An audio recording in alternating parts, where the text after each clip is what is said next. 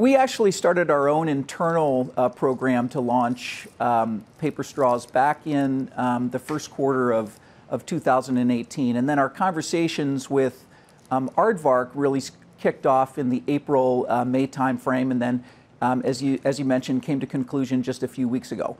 So really there was a lot of things all happening at one time that led to the transaction taking place.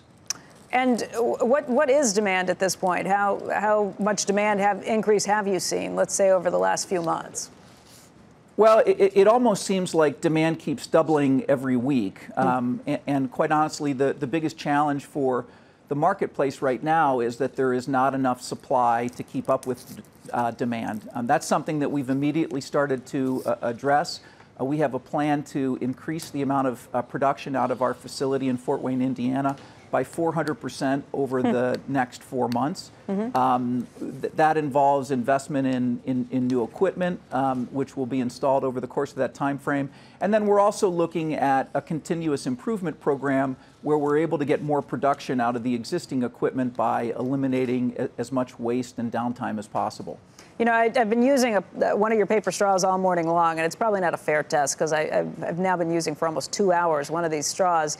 It's definitely a higher quality than the straws I've seen in the past. I mean, you can kind of hear that it's got some heft to it. Yeah, thank you. There's definitely, we believe, and one of the things that attracted us to Aardvark was the fact that they make a better paper straw. The #1 issue that people have with paper straws is durability, and one of two things happen. It either becomes soft and soggy or it starts to unravel. And at Aardvark, we use a proprietary process that makes the straw last longer. I think 2 hours is probably a little bit of a stretch for a paper straw, but most consumers aren't nursing a drink for 2 hours. Yeah, for the first hour and 15 minutes, it withstood and it kind of had its structural integrity. It's just really been in the last 20 minutes that I've noticed it kind of collapsing a bit. So it would be good with the coating. With some, I don't know, the paper doesn't. It doesn't have the same feel on your lips as I mean, I can get by. And then it probably doesn't. Right. I mean, I can get by. I can get by, but it's not quite as. It's a little rough or something. I don't know, something that makes it not quite. We're old and we're not used to change. That's part of the problem. Like,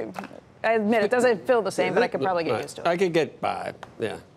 It's not quite. Definitely a different tactile feel between paper and plastic, but I think you're absolutely right. After a few uses, you're extremely comfortable with a paper straw. Yeah. Okay.